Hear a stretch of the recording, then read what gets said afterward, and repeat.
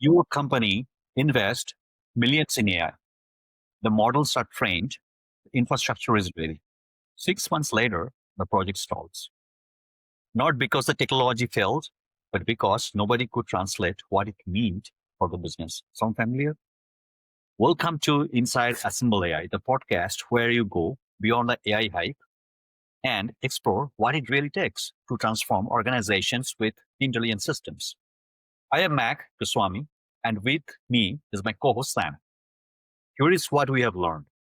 The bottleneck is not a technology anymore, it's understanding.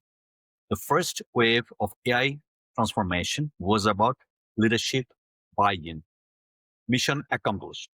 But now we need something deeper. Organizations where everyone from the boardroom to the front line can engage with data and AI as informed decision makers.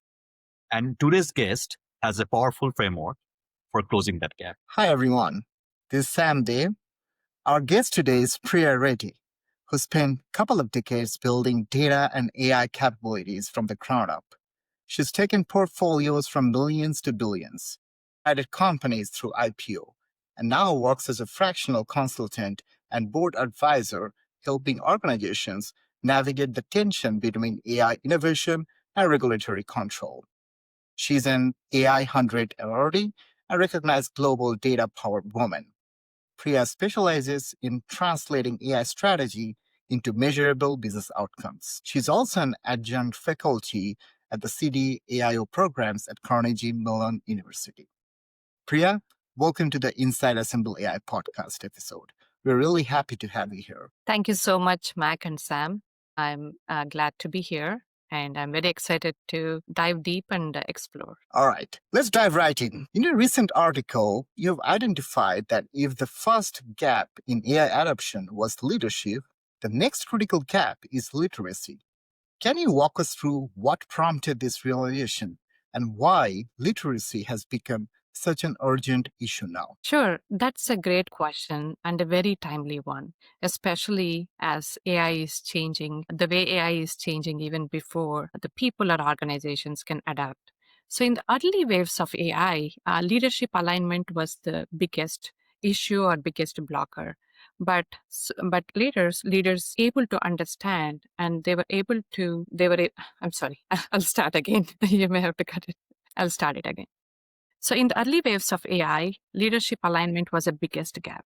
Leaders were still trying to understand where AI fits, how to govern it, and what outcomes they wanted. But that gap has improved. Now we have a new bottleneck. The new gap right now I see is the literacy. It is not just data literacy, but the full stack: data literacy, AI literacy, tech literacy, and business literacy. It's a full stack.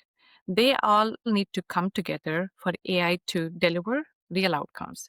Without even a single layer, even if a single layer is missing, the models can make a wrong call, and the AI adoption can stall.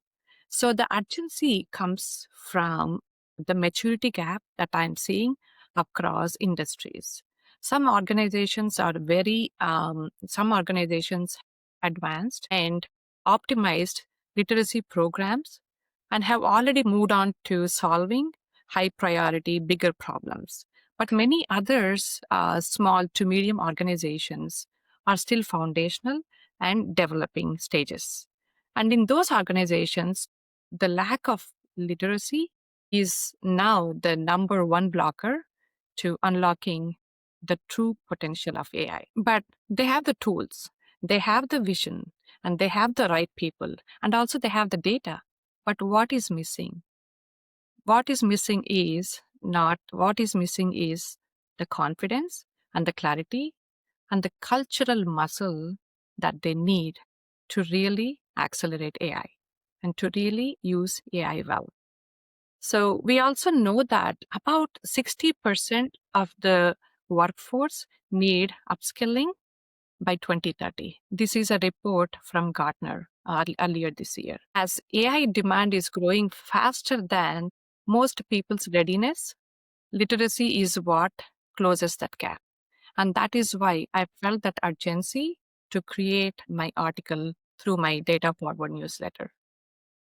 Literacy is what closes that readiness gap, especially in this era of AI, because AI is changing so much. I mean, it is the way it is evolving, it is very hard for people and organizations to adapt.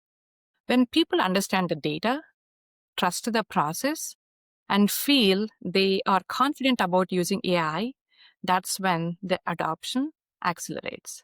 And that's why literacy has become such an urgent issue now. Thanks, Priya. I'll come agree more with you on that because AI literacy is one of the foundation to building like AI innovative thoughts there. And I think there are a lot of business leaders who will listen to this podcast episode and making note of why literacy is more important than ever, especially in this AI, transition phase.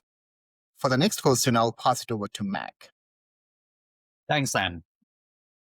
Yeah, I love the way you actually put together the four different segments that, AI is one of the segment, like there is also a data segmentation, there is also a business segmentation as well. So a lot of time when I talk to people, they mostly talk about the AI revolution. They sometimes, like the small business owners, the medium business owners, they forget the part of the data part. Right? And for the enterprise level, they are mostly deal with the data, but not for the small business owner and for the medium business owners.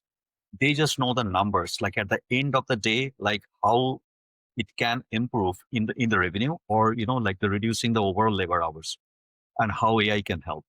But they don't care about the data part too much. So you actually brought up a very good point, very valuable point, and I really love that. Now, that's a very powerful insight.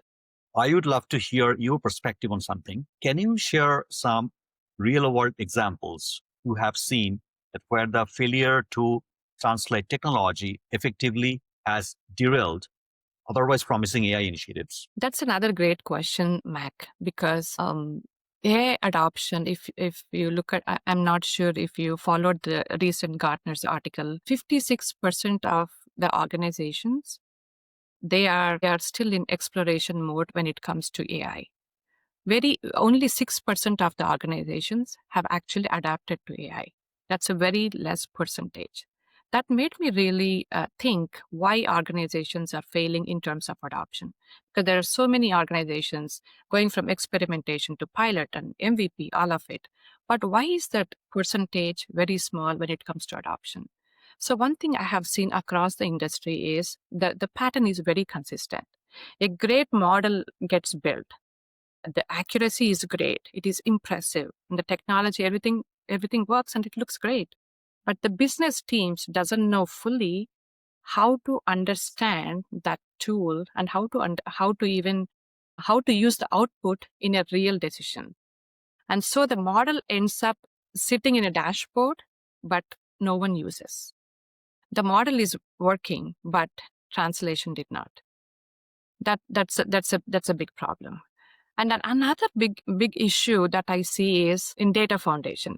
We three being in data, so we know what if we have a shaky infrastructure and the data foundation is not strong, it is not going to help AI to accelerate. If the data feeding the model is inconsistent or fragmented, it's like trying to bake a cake with the ingredients that are changing like every week. You cannot get a reliable recipe, right? And bad data can make bad decisions. We always use the garbage in and garbage out. And that is very true. If your data is fragmented, and if your data is not fresh, and if you have missing data, and the model is not going to perform. This is why governance, taxonomy, observability matters so much. So we all think that is such boring stuff, but that boring work, the boring plumbing is very crucial and essential to make this high impact AI possible. And then there is another issue that I see, right? We talked about model problem. We talked about data problem. The third one I talk about often in my newsletter or anywhere I speak is the culture side of it, which is the biggest issue of all. which is often the biggest blocker as well.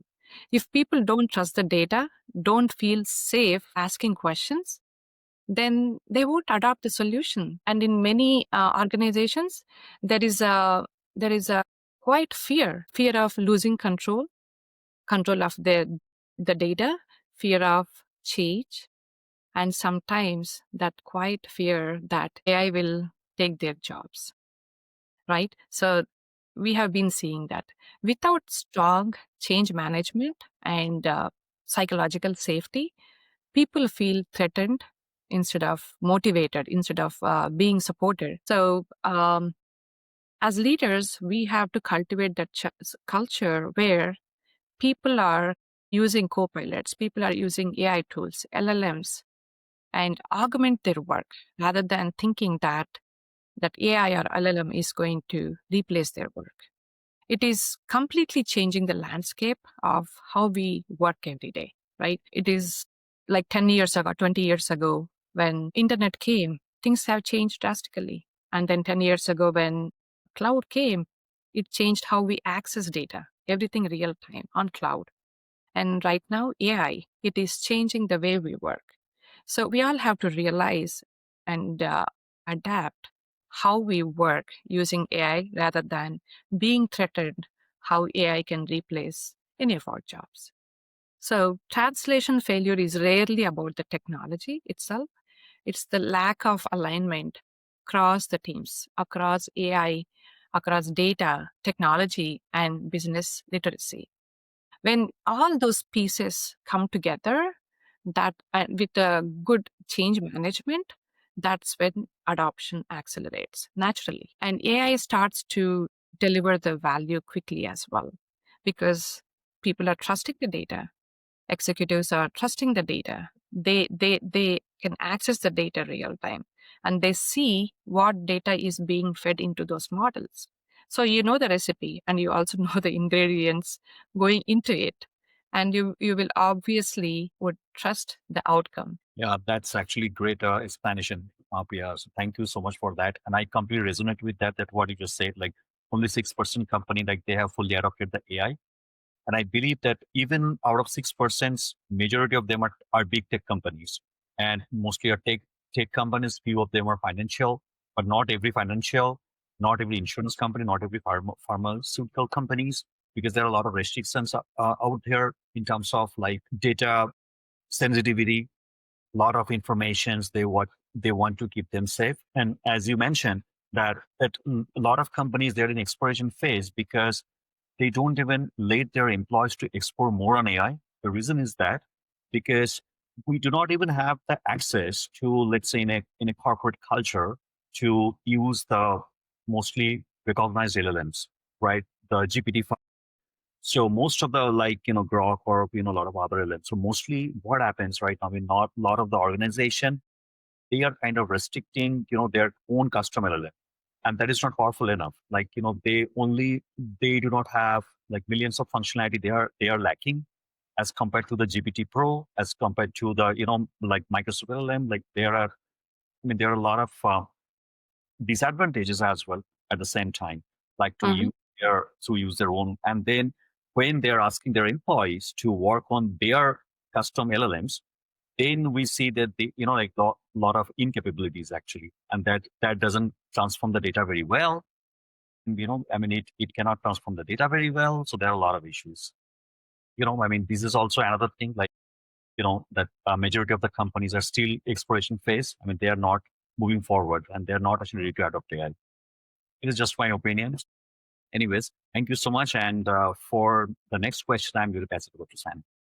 Thanks, Mac. And I can't agree with you both on this one, because a couple of terms actually came into my mind when Priya was narrating about that, how it's relevant that there are some of the components that's required to translate technology even in this AI era. And one thing we are still aligned on, that data is still an essential oil to transform or even like fuel your AI strategy.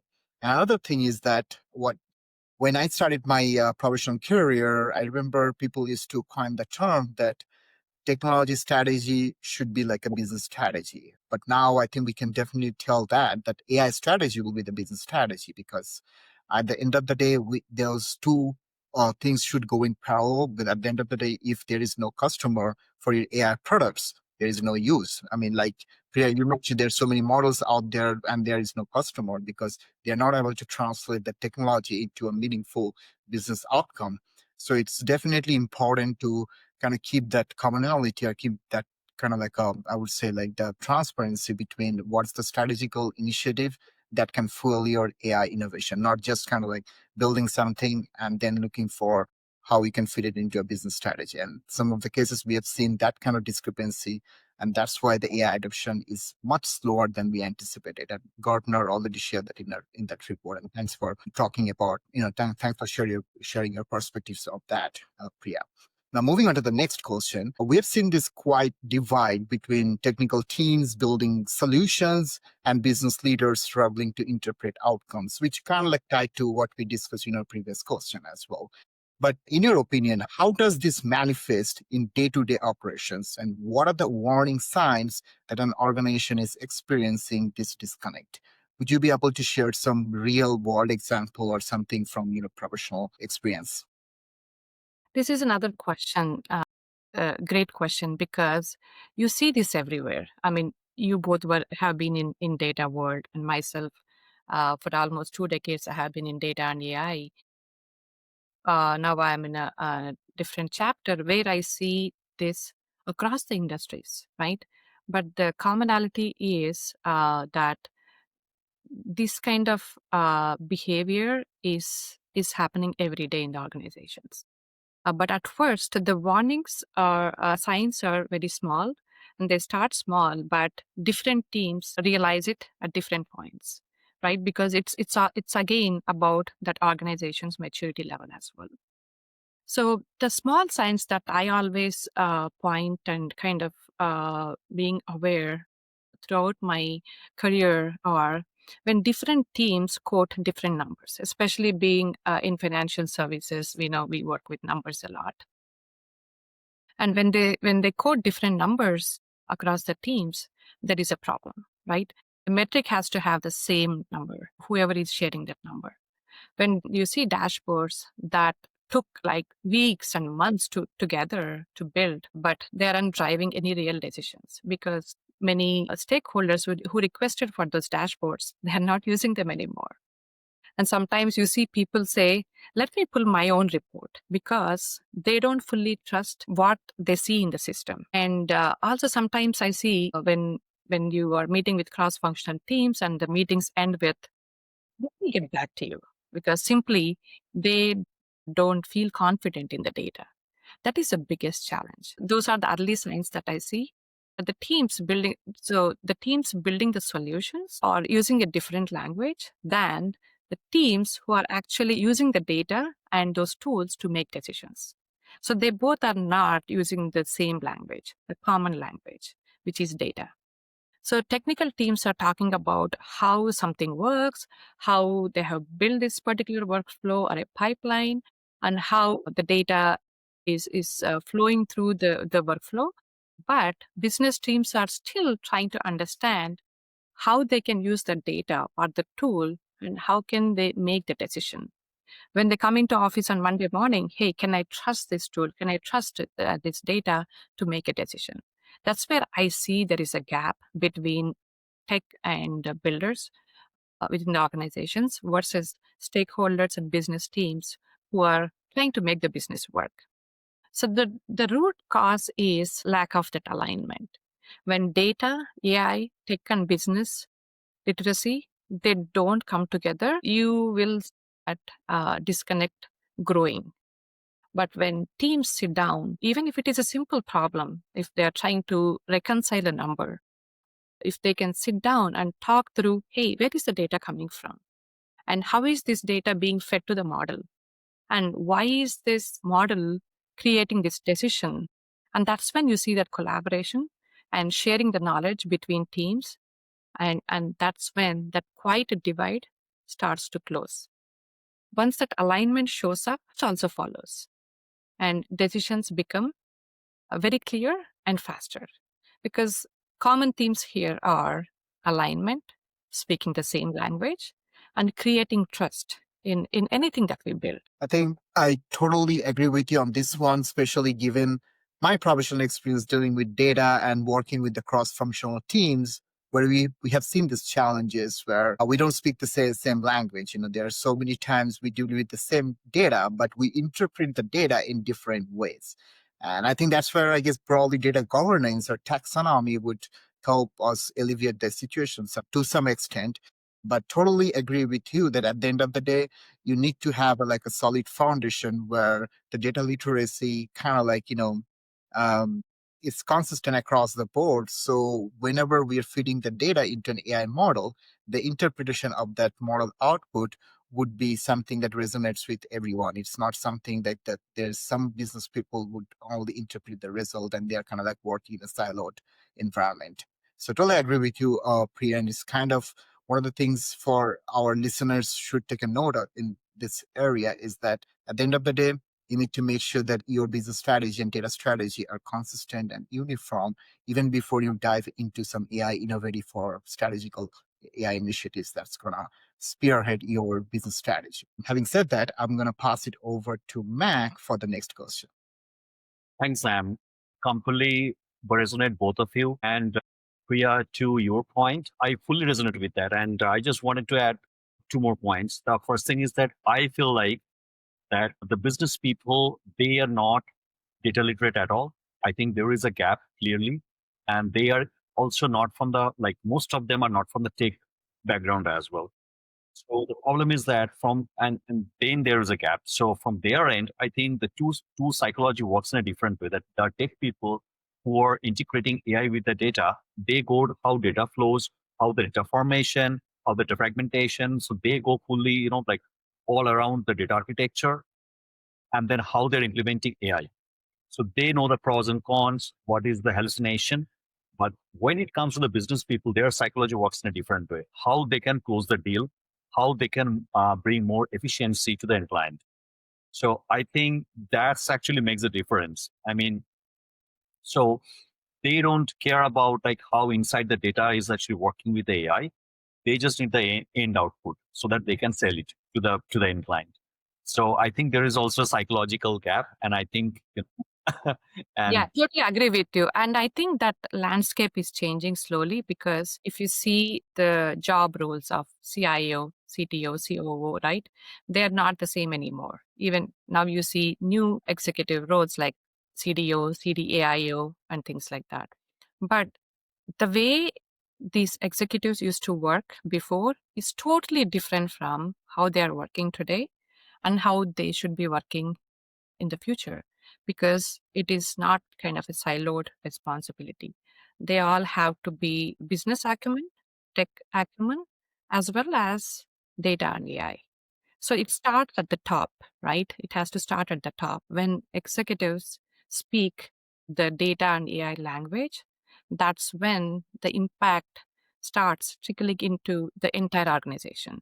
And it gives the credibility when executives talk about it, right? I see that it is changing. When I talk to some leaders in the recruiting area, they say that job roles are really changing a lot. They are really changing the way how they want to see how that leader brings value into that to the organization. and there is also no other way, because if they cannot change, it's not actually sustainable model anymore. So Yeah.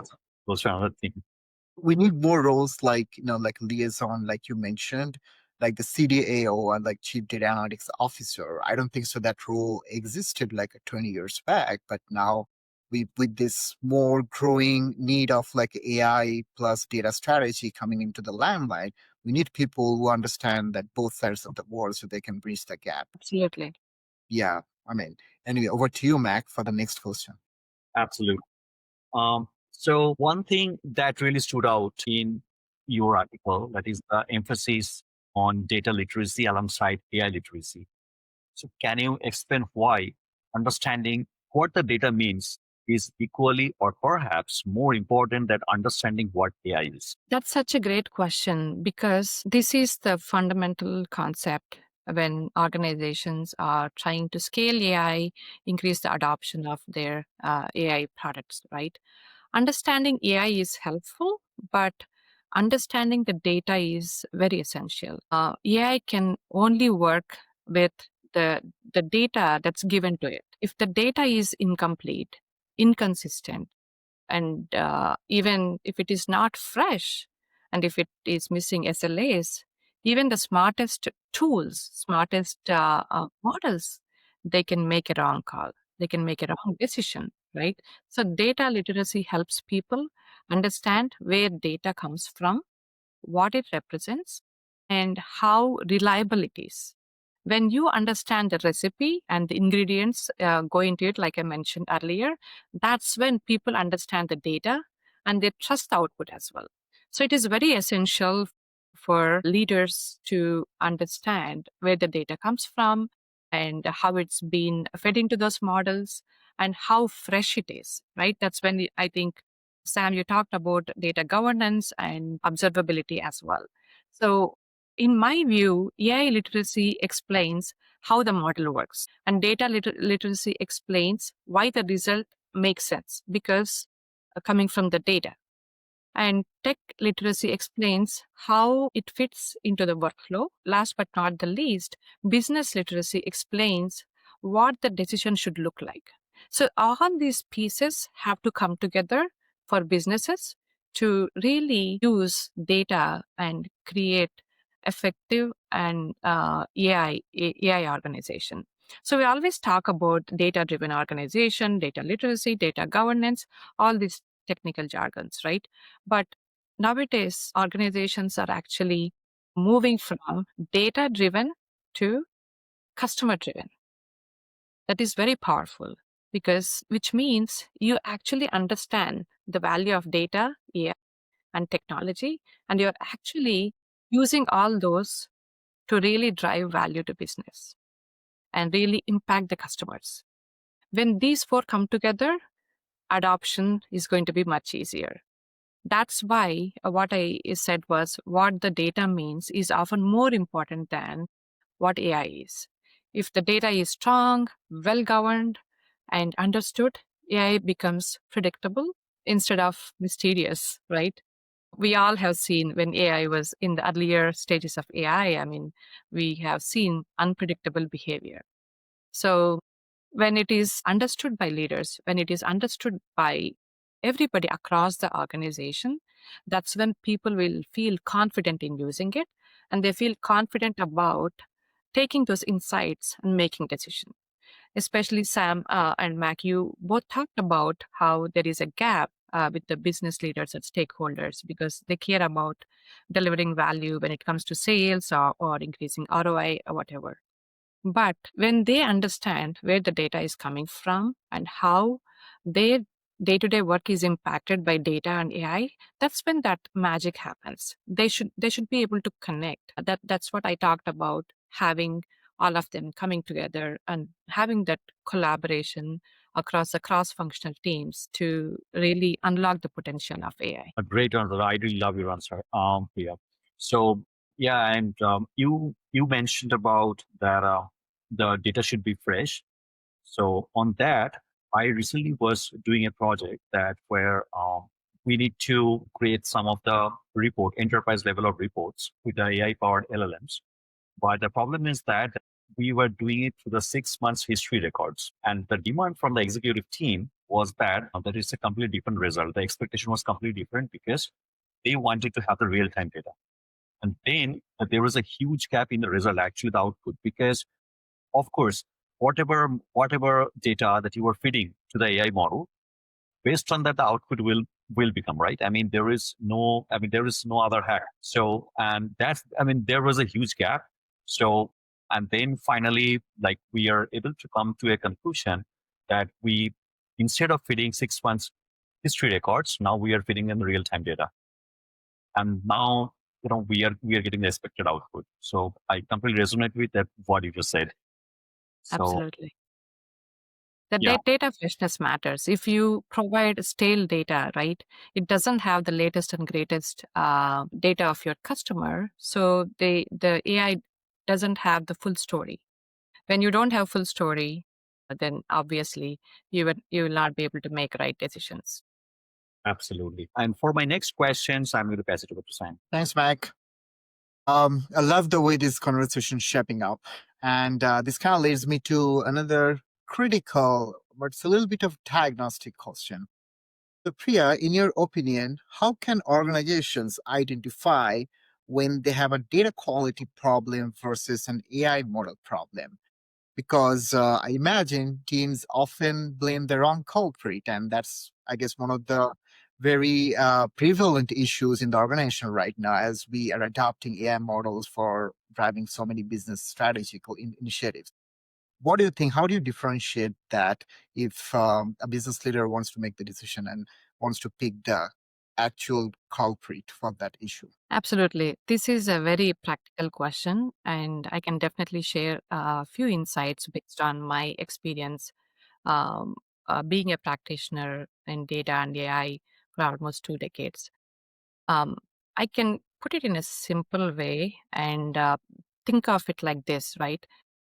If the system's behavior changes suddenly, it's usually a data problem because they have been working great, they have been predictable. All of a sudden, when the behavior changes, something in the ingredients have changed. For example, you have been baking a cake for a long time. Every time you expect how it should turn out, but today it turned out different because you have used a wrong flour. So maybe a field has shifted or data type changed. These are very simple, but still they can affect the model. And data has stopped refreshing or something upstream in the pipeline broke, either your CRM system or your loan origination system or something where your vendors providing the data. So something in that uh, upstream pipeline broke. The model didn't, so the model didn't fail, but the inputs did because the pipeline broke and the reasons I explained. So this tells me that it could be a data problem. But if the performance of the model itself drifts slowly over time, week over week, month over month, even though the data that we are feeding to that model is same and stable, that tells me, that points me to a model problem. And when it happens, that model definitely needs retraining and recalibration. So most of this is how I always tell my teams. When data issues are there, they create a lot of noise. But model issues feel like wrong conclusions, right? Like you're using your GPS and you are going to a certain location. But when things change along the way, that means your data, the data that's feeding the model are changing. Ultimately, you may not be able to reach the destination, right? As simple as it is. But another signal that I have seen is how teams spend their time, right? If cross collaboration is going around reconciling some numbers, why did this number change? Why is my number not matching to your number, right? That's a big red flag to me. Instead of asking such questions, we should be able to help business deciding what's next, what decisions we need to make. So that is another sign that the data foundation needs attention. When the data is clean and consistent, the model behavior becomes much easier to interpret. I'm sure, Sam, you worked in data science field, you know how the data drifting happens, right? And yeah, usually that blame game happens too. But when we collaborate, when we create that culture of collaboration, sharing the knowledge and understanding where the problem is, that's when you can start to close that gap between the teams. That's why we have to get the plumbing right. The same boring stuff that we talked about earlier, right? The data governance, which is not a very fancy stuff, but I love doing it because I know the impact the data governance can create on an organization. And when the observability is strong, then people can see and pinpoint exactly where the problem is. That can stop that blame game. right? Because everyone can see where the data is coming from, where exactly the problem, the pipeline broke, or the scheduler didn't kick off a job, or the workflow failed all of a sudden because of some software issue, or you have a cloud problem where the data is not syncing in real time. So there could be several issues, but that cross collaboration and creating that culture of trust that can always close that gap. Yeah, no, totally agree with you, Priya. And you mentioned the term data drift, right? And it's kind of an issue that I guess, especially in data science and machine learning field, people observed it like more than a decade back, and they introduced a new technology called like a operational process called MLOps. Like machine learning ops literally came to counter that data drifting, kind of like having that CI/CD platform integration to address all these data quality issues as the models being operational in the production environment. So yeah, I mean, just like you mentioned, like at the end of the day, it's a sequence, it's a cycle. So if the data quality is not up, like at the standard level, it's going to have a domino impact on the AI models. So at the end of the day, we have to think about like how we can fix the issue at the source, so that way it won't have any recurring, consequences, later on. So totally agree with you on Priya on that. And this is a very, I think, insightful conversation for our listeners. And just so you know that if you want to kind of like get in touch with Assemble AI, please make sure to follow our channel and like, comment, and subscribe, because more things are coming. This is just like a footnote from Mac and Sam. Now let's move on to the next section of this episode, and I'm going to pass it over to Mac for that. Sam, Priya, love your answers, and I really love the conversation, the way it is moving. So my next question is that you advocate moving from asking what tool do we buy to what question do we answer with data. That's a fundamental mindset shift. How do you coach executives to make this transition, especially when they are under pressure to show quick AI wins? I love this question because it gets to the heart of responsible AI. And I can speak from my experience from coaching executives, part of CDAIO program at Carnegie Mellon, right? So when such a question is asked, I always bring leaders back to the business problem. I ask them, what business problem are we trying to solve, right? With all the AI excitement going, the hype going around right now, it's very natural to jump into tool conversations such as, hey, let's get that tool, let's get this tool to fix this problem, or to increase the ROI, or to impact the customer engagement, right? Especially when there is pressure around showing quick wins.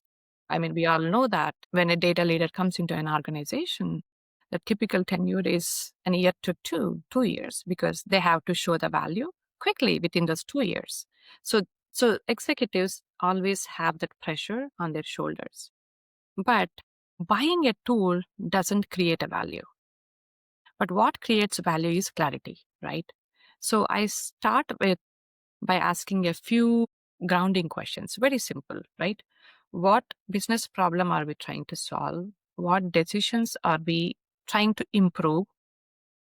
Who will use these insights? And what should the decision look like once we have the data? And how will we measure the success? Once that is clear, I actually encourage quick wins, but quick wins done the right way. Just because we want to go for wins, we don't want to bypass a taxonomy. We don't want to bypass governance and creating that culture of data democratization, right? Start with something small and pick that well-scoped use case and get the plumbing right. Get the plumbing right on the particular use case that you have chosen, where you have clean data and you have clean and aligned definitions from the business, and there is right governance in place, and also basic observability, at least basic observability. When the foundation is created and when the foundation is strong and you have the team's buy-in, that's when you see the impact. That's when it shows that fast adoption. Once you see the fast adoption on the use case that you build, then we can expand that because you have already created value and shown how this particular use case works with the right infrastructure. Then we can scale it. Then you can take that work to other teams and then grow that into enterprise ways adoption. That's how organizations go from AI experimentations to enterprise outcomes. I don't think they can go with a big bang. Hey, I'm going to apply all these across all my data platforms, all data products, right? It's not going to work like that. Even data governance, from my experience, when we started governing data, we started governing from day one. That doesn't mean that I had the complete infrastructure to govern every single table, every single column. But as a leader, I had to be intentional about what data we're going to govern and how it's going to drive the value. And that's where you also have to collaborate with business leaders in identifying what really matters.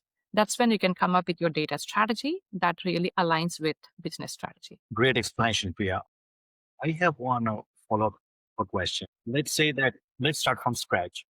So if I'm in an organization, enterprise level, we are clear about the use cases. We have the clarity. Then what parameters do you set to buy a tool, like in a different way? Let's say because every tools, it could be an LLM, it could be a different AI tools. They have the way they talk to the data in a different. I mean, every tool works a different way. So now the question is that what parameters do you think that these are very valuable for the business leaders? Like what parameters should they believe that these are the fundamentals to choose to buy a AI tool? That's a great follow up question. But the way I would go about it is the parameters are very simple again. Those parameters would be aligned with business value, right? Most of the times, the AI products are like black box to enterprises. When they're trying to evaluate which tool to buy, most of the times it is a black box because we don't know how those models are being fed, what data is driving those models, right? So the parameter or the questions, asking right questions starts from there. When you're evaluating, hey, how are you feeding the data? How are you incorporating data privacy, data security, those policies? Very, very, very important because especially in the highly regulated industries such as financial services and healthcare, customer data is, we have to protect customer data. So the question starts from the parameters that we look at, starts from how are you protecting customer data? And how are you securing the data while making decisions faster? When you're evaluating, another factor we see is how fast the model can create decisions, right?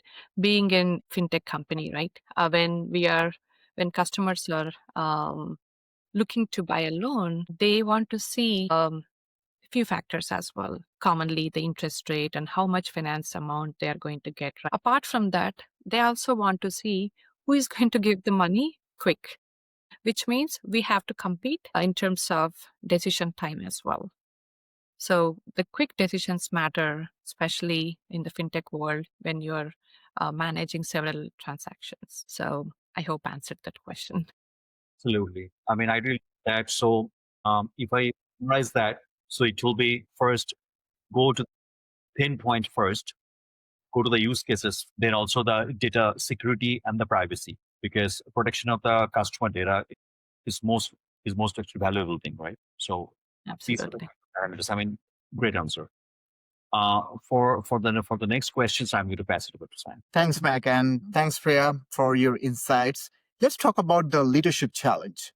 The statistics show that 33% of corporate directors haven't received enough AI education to make informed decisions.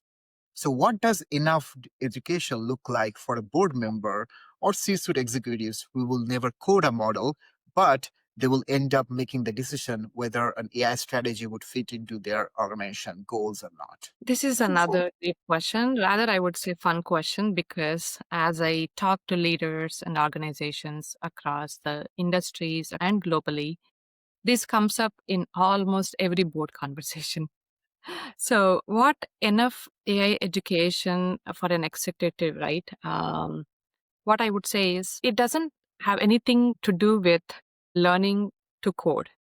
It's really about judgment and confidence. So, knowing what questions to ask about the data and the AI and the technology and also business.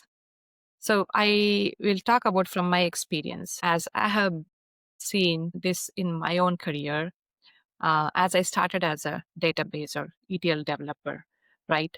And I could literally code in my sleep as well. I often joke about that with my teams, that I can code in my sleep. But moving into leadership actually meant something different.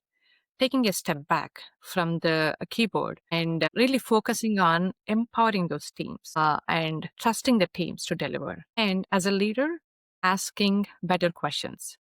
And it has to start at the top.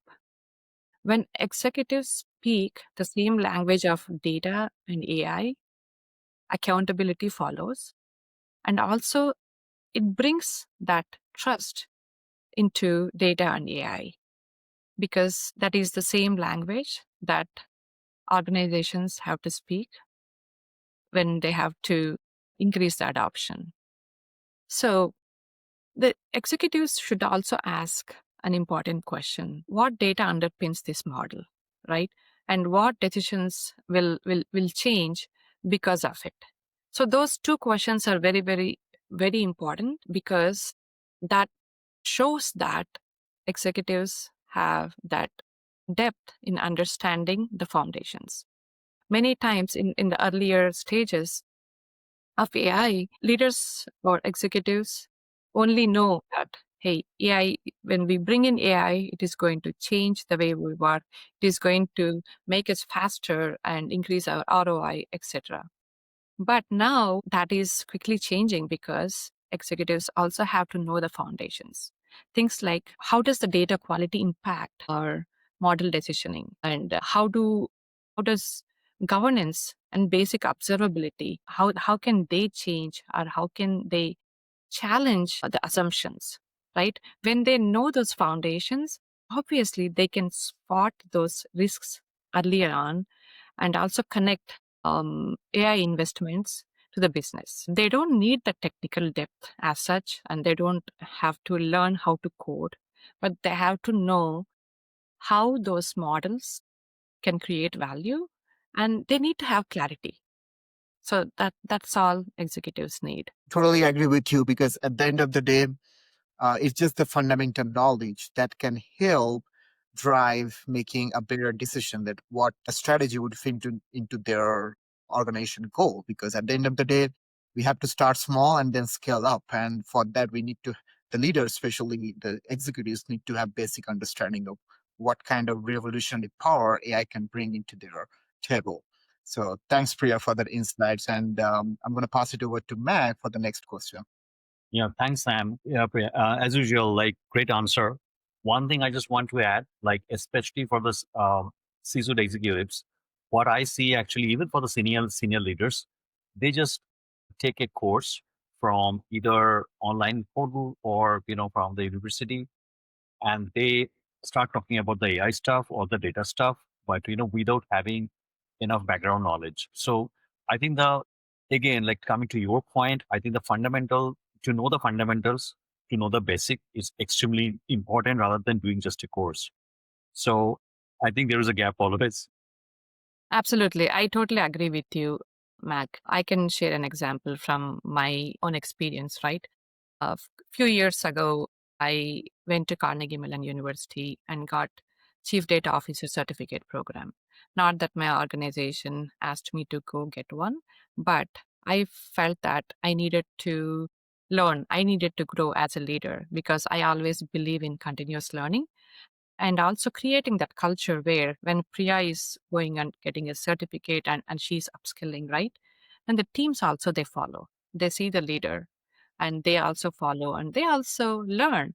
So that creates that culture of continuous learning, which can definitely impact the organization, especially in this era of AI, where you see new products coming in every day, right? So the technology is changing at drastically. So we all have to keep upskilling. Absolutely. Yeah, completely agree with that. So, for my next question, you mentioned something fascinating in your article about the importance of bilinguals who can bridge technology, data, and the business outcomes.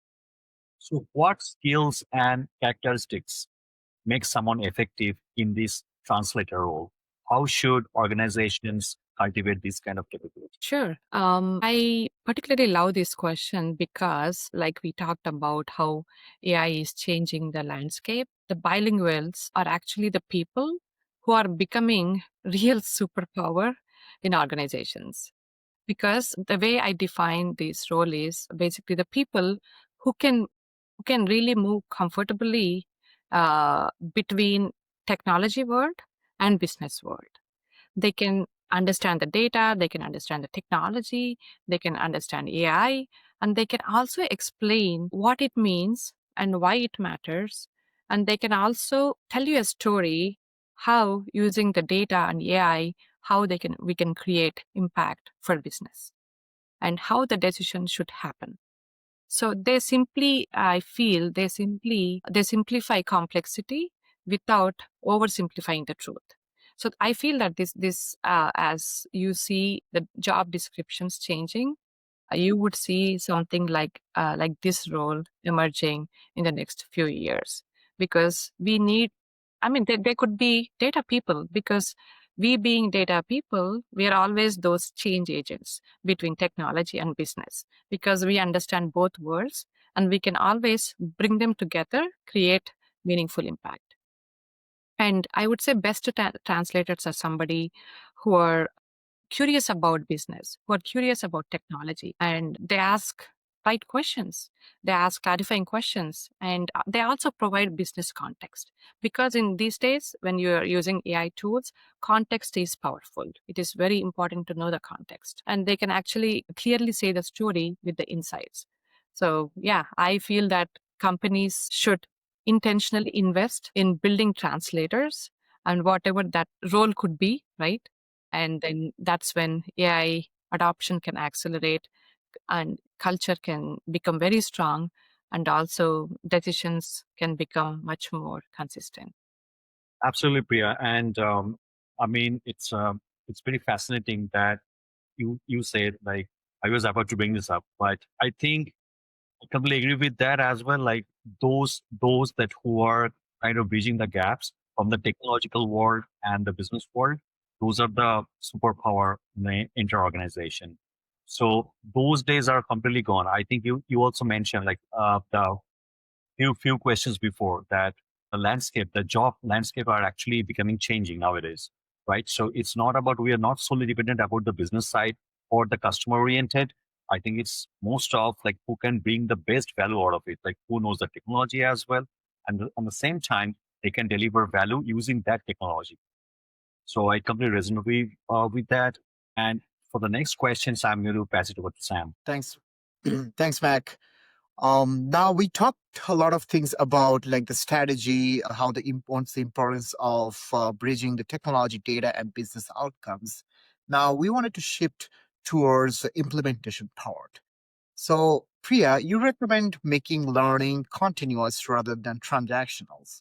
So, in your opinion, what does an effective embedded data literacy program looks like in practice? Can you share some examples of framework that have worked well, which something some of the business leaders who are listeners of our podcast episode can take notes out of it? Definitely. I can share a few nuggets based on my experience as a data practitioner. And this is a very important question, because this is where most literacy programs go wrong. Um, but in my view, the strongest data literacy programs never feel like training. They shouldn't be like another compliance training or HR training. They should feel like something part of everyday work. And I feel that data literacy is not something you do it and be done with it, right? It is a journey. It is an ongoing journey. And these data literacy programs shouldn't be generic. They have to be role-based, function-based, and tied directly to the work or decisions that people are taking in their jobs on day-to-day work. The reason, if we don't create such fun, customized programs that, like I mentioned earlier, that can become another boring compliance training. So a good literacy program, in my view, has to meet people where they are. That's when it helps the teams to understand the data structures, the lineage, the roots behind their models. So, for example, if you're working with finance team, if you're working with marketing team, or you're working with risk team, right? When the data literacy program explains where the data is coming from and how the rules are being defined and how the customer segmentation happens and how data workflows are being run, what is their SLAs, and how fresh is the data, that's when the teams will start trusting the data, the process, the technology itself.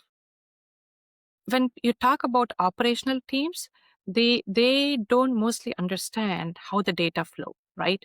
So that's where I think you have to customize those programs according to those business functions that you're working with. For operation teams, you really have to get down to the level where they would understand how the data is coming from the systems that they are using, and show them some examples. Hey, this is what you are working on the screen, and see, this is how it shows in the backend in the data.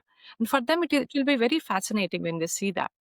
And when people learn what's that relevant to their when the people learn that data they're seeing is relevant to their job, that's when literacy becomes very practical instead of overwhelming. So in my view, in my own experience, when I started like another program, and quickly I learned that, hey, this is not going to scale and this is not going to sustain. That's when I had to really make it specific to function, specific to role based, and really meet people where they're at. And when you show them the work that they can do with data, and it impacts their day-to-day work, then they're going to come to your data literacy program. They are going to become your biggest champions. Totally agree with you. And this literacy program is so important, and it's probably more important than ever right now. Because without that, it could be a big risk for any organization to step into that AI innovation territory. So thanks, Priya, for sharing these Absolutely. And we insights. have to make it fun as well, right? For people to come along with our data literacy programs.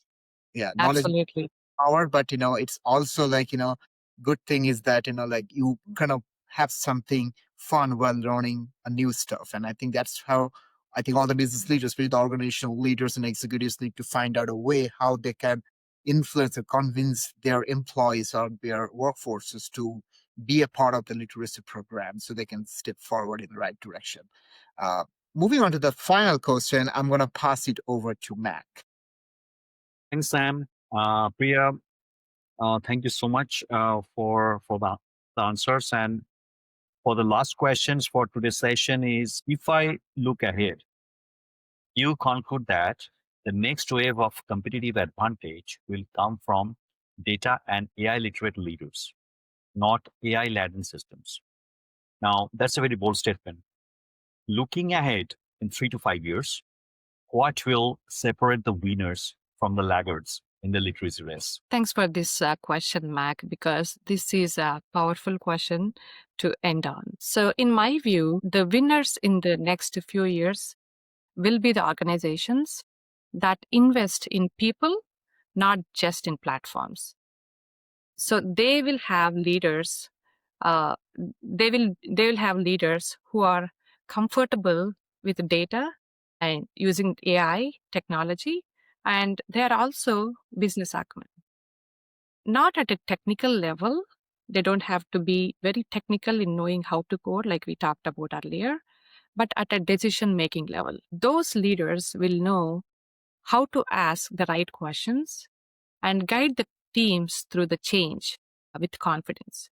Because we touched up upon change management as well. That is a very critical issue nowadays we see because technology is changing rapidly, and it's adapting to those new technologies is always a challenge, and taking people along with that change is a big thing as well.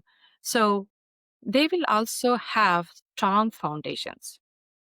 So they speak the same language. Those organizations who are going to win, they will have strong foundations. They speak the same language from boardroom to the front line, and their governance and observability are in place, either at least in a basic shape or like we talked about the larger organizations, the big tech companies, they have already advanced and improved their governance and observability programs.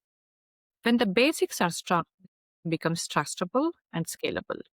So in my mind, the laggards will keep chasing tools without really investing in strengthening literacy, governance, alignment, or the critical component, the culture. And that gap may not show results today, but it will show the difference slowly in the future. And also it can slow down the decisions. It can also slow down the adoption, and also they may have missed opportunities. So in my view, organizations have to invest in their people and literacy, and it is not tomorrow, and that investment has to happen today. Very powerful answer. And thanks to Priya, because I really love the way you have concluded. Recently saw that Facebook, they have offered $1 billion package for the Mission Labs, I think. And even though, I mean, it's kind of a power race that, who can bring the brightest people in the AI world, right? So I completely resonate with that. It's not about the technology or the tools. I think it's about the people. Like people can bring the tools and technologies, not technology can bring the people. So I think it's it's actually a phenomenal example anyways. So thank you so much. Thank you so much, Priya. Before we wrap up, where can our listeners connect with you and learn more about your work? That's a good question. They can connect with me on LinkedIn, and they can subscribe to my Data Forward newsletter on Substack. They can subscribe, share, and follow my podcast, Ready to Grow, where we amplify women's voices in STEM and entrepreneurship. And also they can follow me on my website, priyareddyconsulting.com. Thank you so much for having me, Mac and Sam.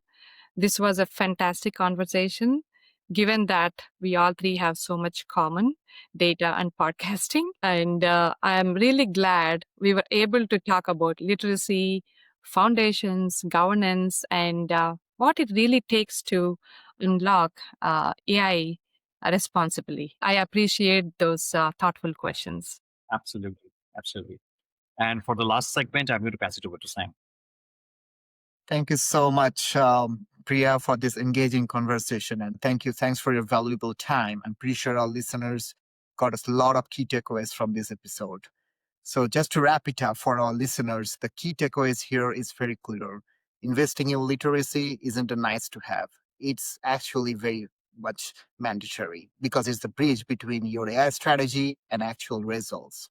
Whether you're a data leader, a business executive, or somewhere in between, just start asking yourself, does my organization have a shared language for data and AI? Maybe this episode will answer that question. From Mac and Sam, we would like to thank you for your time and listening to this episode.